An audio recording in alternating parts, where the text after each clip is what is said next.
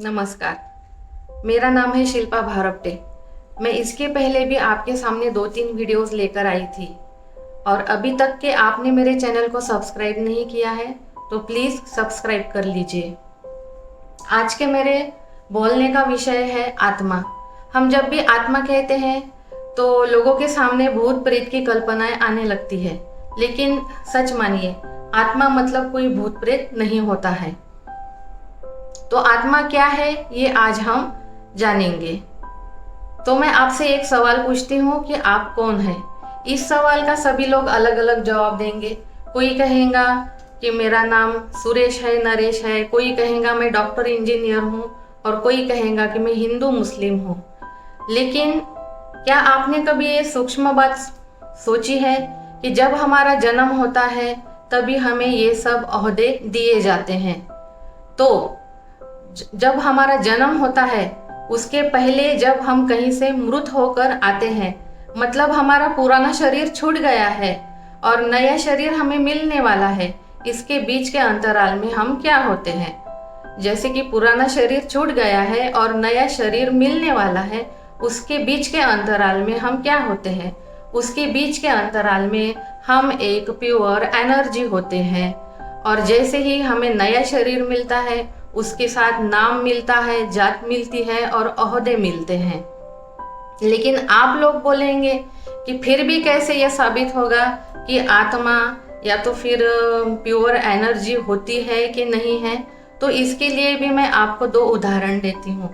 जब भी कोई डॉक्टर ऑपरेशन थिएटर में किसी पेशेंट को ले जाता है लेकिन किसी कारणवश उस पेशेंट की मृत्यु हो जाती है तो डॉक्टर कहता है कि डेड बॉडी को बाहर ले जाओ। मतलब उस पेशेंट के शरीर में से वो जो जीव आत्मा है वो निकल जाती है, तो उस बॉडी का कोई महत्व नहीं रहता और उसे जला दिया जाता है। और एक उदाहरण मैं आपको बताती हूँ। जैसे कि हम कहते हैं कि मेरे सर में दर्द हो रहा है, तो ये कौन कहता है? जो बॉडी में एनर्जी होती है ना रहने वाली, वो कहती है कि मेरे सर में दर्द हो रहा है। वो ऐसा क्यों नहीं कहती है कि मैं सर दर्द हो रहा हूँ, मैं हाथ दर्द हो रहा हूँ, क्योंकि उसे भी पता है कि ये सर, हाथ, पैर, पाँव यानी मैं नहीं हूँ। मैं तो एक प्योर एनर्जी हूँ जो इस शरीर में रहती हूँ, इस शरीर का उपयोग करती हूँ। मतलब कि मैं प्योर सोल, मैं प्योर एनर्जी इन आँखों द्वारा देखती हूँ, इन कानों द्वारा सुनती हूँ और मुख के द्वारा बोलती हूँ। और आत्मा के मुख्य 3 फैक्टर है, मन, बुद्धि और संस्कार। आत्मा के मुख्य 3 फैक्टर है, मन, बुद्धि और संस्कार। अब एक बात के बारे में आप लोग सोचिए कि आप मेरा वीडियो देख रहे हैं, सुन रहे हैं, समझ रहे हैं, तो देखने वाला, सुनने वाला, समझने वाला कौन है। तो हम चलते हैं अब आत्मा की 3 फैक्टर की तरफ। पहला फैक्टर है मन।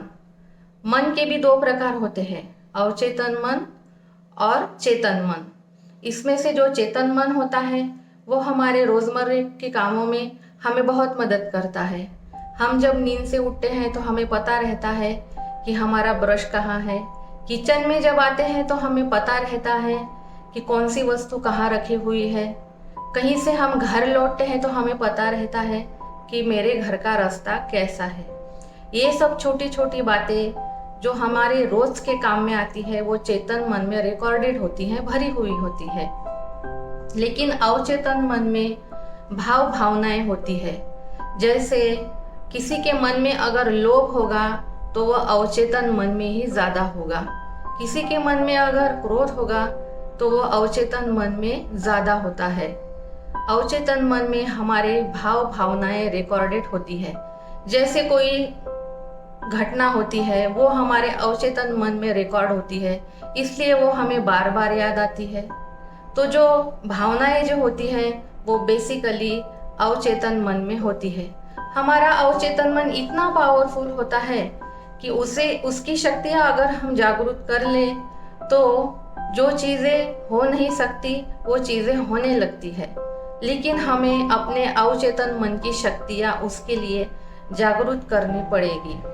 चेतन और अवचेतन मन पे बोलने लगो तो पूरा 1 घंटे का वीडियो बन जाएगा, लेकिन मैं अभी आपको शॉर्टकट में बताती हूँ। तो हमारा दूसरा फैक्टर है बुद्धि।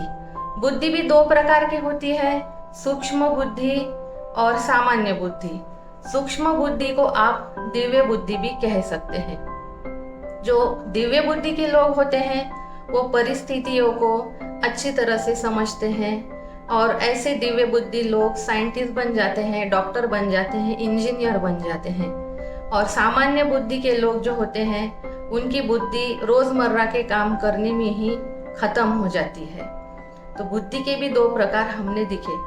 हमारा अगला फैक्टर है संस्कार। संस्कार भी 2 तरह के होते हैं, अच्छे संस्कार और बुरे संस्कार। लेकिन ये संस्कार बनते कैसे हैं ये मैं आपको बताती हूँ। अगर कोई व्यक्ति एक बार सिगरेट पीता है तो उसका मन उसे बताता है कि ये गलत है, नहीं करना चाहिए। वही व्यक्ति दूसरी बार सिगरेट पीता है तो उसका मन उसे फिर से बताता है कि ये चीज गलत है, तुम्हें नहीं करनी चाहिए। तीसरी बार जब वो सिगरेट पीता है तो वो अपने मन की आवाज को पूरी तरह से दबा देता है, और चौथी और 5वीं बार जब वो सिगरेट पीता है तो वो उसका संस्कार बन जाता है, वो उसकी आदत बन जाती है। इस प्रकार से हमारे बुरे और अच्छे संस्कार बनते हैं। हम कोई बुरा काम बार बार करेंगे तो हमारा वो बुरा संस्कार बन जाता है। हम कोई अच्छा कर्म बार बार करेंगे तो वो हमारा अच्छा संस्कार बन जाता है।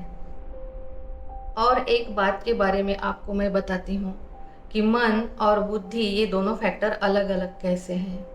अगर मैं कहूँ कि मुझे संतरा बहुत पसंद है तो मेरे सामने संतरे का चित्र आ जाता है और मुझे उसकी टेस्ट याद आती है।